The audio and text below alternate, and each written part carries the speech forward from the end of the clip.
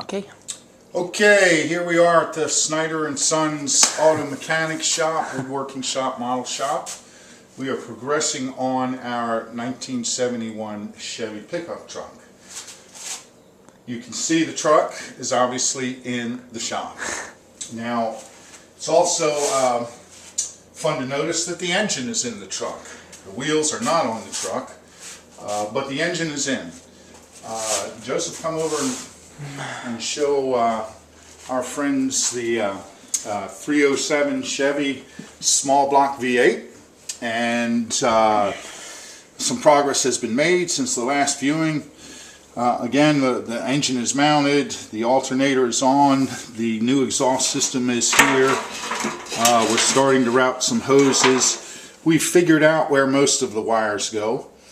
And we are getting ready to put the distributor into the engine and line it up with the camshaft. But before we do that, we thought it would be a good idea to send oil, pressurized oil, through the system, through the bearings. And we're going to do that using an old distributor.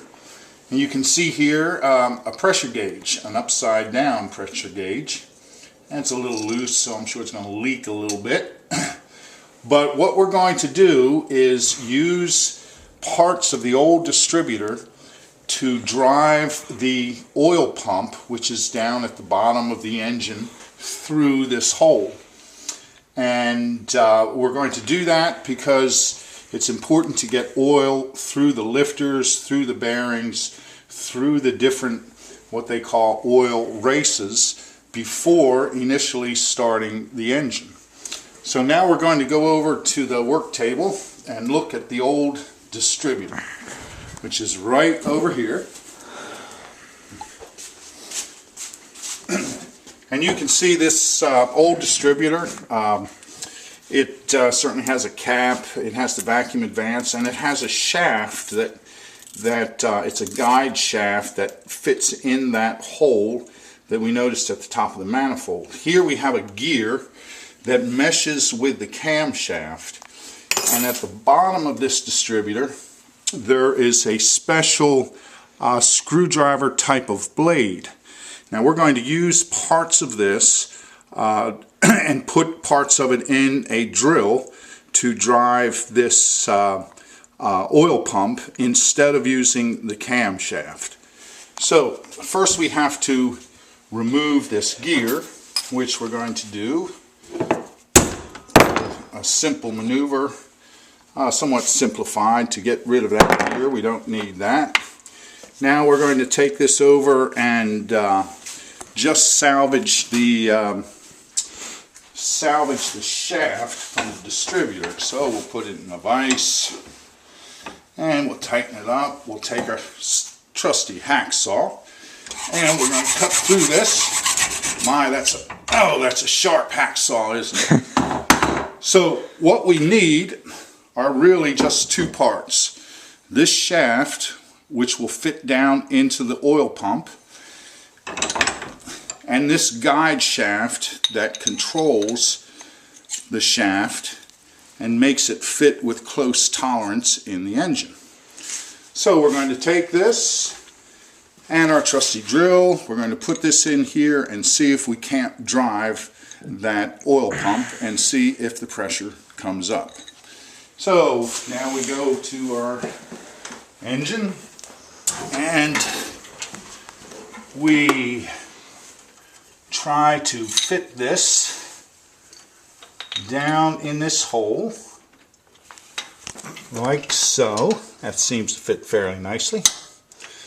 And we're going to try and line this blade into the slot at the top of the oil pump. And it goes down like so.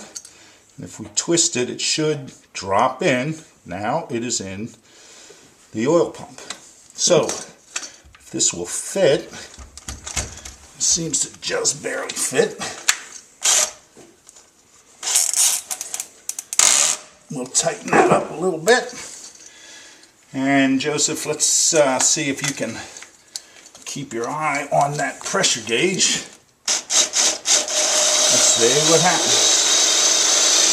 Lo and behold, we now have, about 55 pounds of oil pressure pumping through the different oil races up into the rocker arms, into the bearing cases.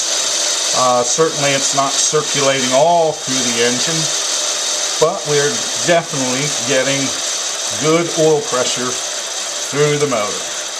Until this worthless battery from our handheld battery operated drill gives out, which it is just about ready to do. But that's the intent, and we seem to have had reasonable success.